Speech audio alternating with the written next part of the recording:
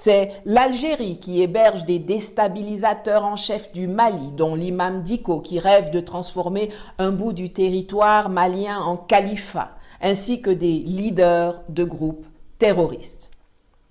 C'est l'Algérie, toujours, qui a tenté un coup de force en bafouant la souveraineté du Mali lors du sommet du mouvement des non-alignés en janvier 2024 en Ouganda, en essayant de faire adopter au forceps un texte réitérant le soutien du mouvement des non-alignés à l'accord d'Alger et sommant les parties signataires à respecter leurs engagements, alors que le Mali avait annoncé depuis le mois de décembre sa décision souveraine de privilégier dorénavant la voie d'un dialogue intermalien.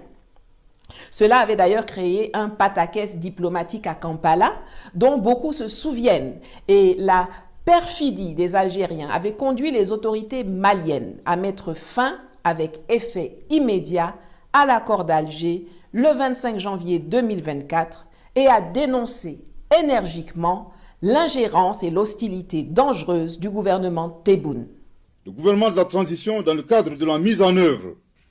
de l'accord pour la paix et la réconciliation au Mali issu du processus d'Alger, signé en 2015, partage avec l'opinion nationale et internationale les faits graves ci-dessous. 1.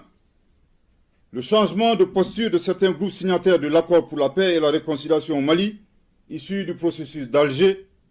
devenus des acteurs terroristes, poursuivis par la justice malienne, après avoir commis et revendiqué des actes terroristes. 2. L'incapacité de la médiation internationale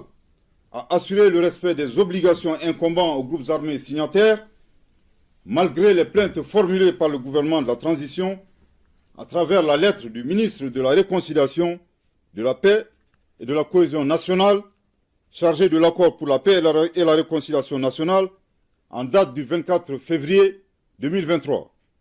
adressée aux autorités de la République algérienne, démocratique et populaire, chef de file de la médiation internationale. 3. Les actes d'hostilité et d'instrumentalisation de l'accord de la part des autorités algériennes, dont le pays est le chef de file de la médiation internationale, tel que mentionné dans le communiqué numéro 064 du 25 janvier 2024 du gouvernement de la transition. Au regard de ces faits suffisamment graves, précités, le gouvernement de la transition constate l'inapplicabilité absolue de l'accord pour la paix et la réconciliation au Mali issu du processus d'Alger, signé en 2015, et par conséquent annonce sa fin avec effet immédiat.